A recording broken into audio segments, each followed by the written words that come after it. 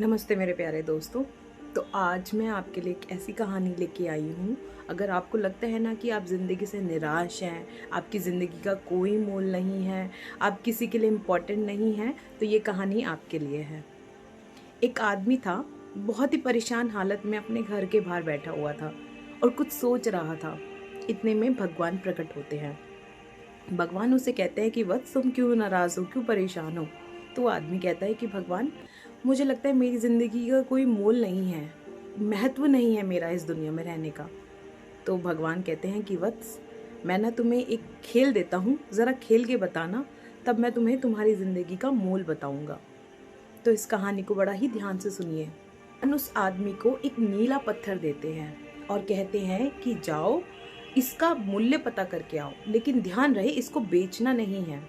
वो आदमी उस पत्थर को लेके सबसे पहले एक फल वाले के पास जाता है और कहता है, क्या तुम ये पत्थर लोगे और कितने का खरीदोगे।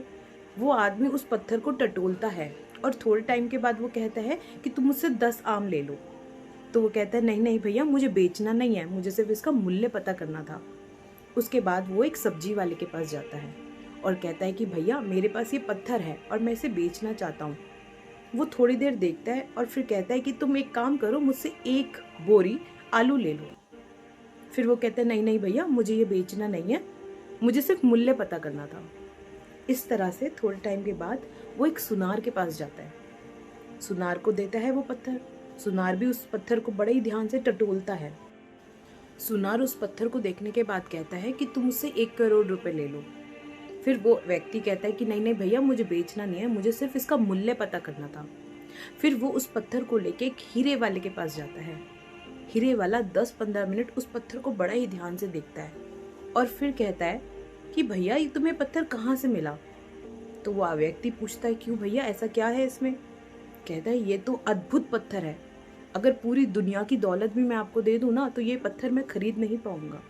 ये इतना मूल्यवान है, इसकी कोई कीमत नहीं है, इसकी कोई कीमत लगा ही नहीं सकता।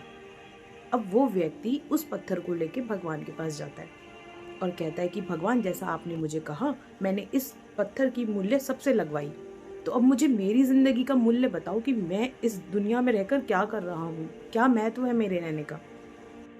तब भगवान जी कहते हैं कि जिस तरह से हर इंसान ने उस पत्थर का अलग अलग मूल्य लगाया, उसी तरह तुम्हारी मूल्य, तुम्हारे जीवन का मूल्य हर इंसान के हिसाब से अलग अलग है। किसी के लिए तुम बहुत मूल्यवान हो, किसी के लिए तुम एक पत्थर के समान हो। इसलिए ये मत सोचो कि मेरी जिंदगी का क्या मूल्य है। जिसके पास तुम रहते हो, बैठते हो, उठते हो, जो तुम्हें प्यार करता है, उसकी जिंदगी में तुम्हारा मूल्य है। इसको समझो। इसलिए कभी निराश मत होना, क्योंकि हर व्यक्ति के अंदर कोई ना कोई हुनर ज़रूर होता है जो कि बहुत मेहनत और पेशेंस के साथ निकलता है। तो जब आप टूटने लगो ना, तो ये कहानी ज़रूर सुन लेना।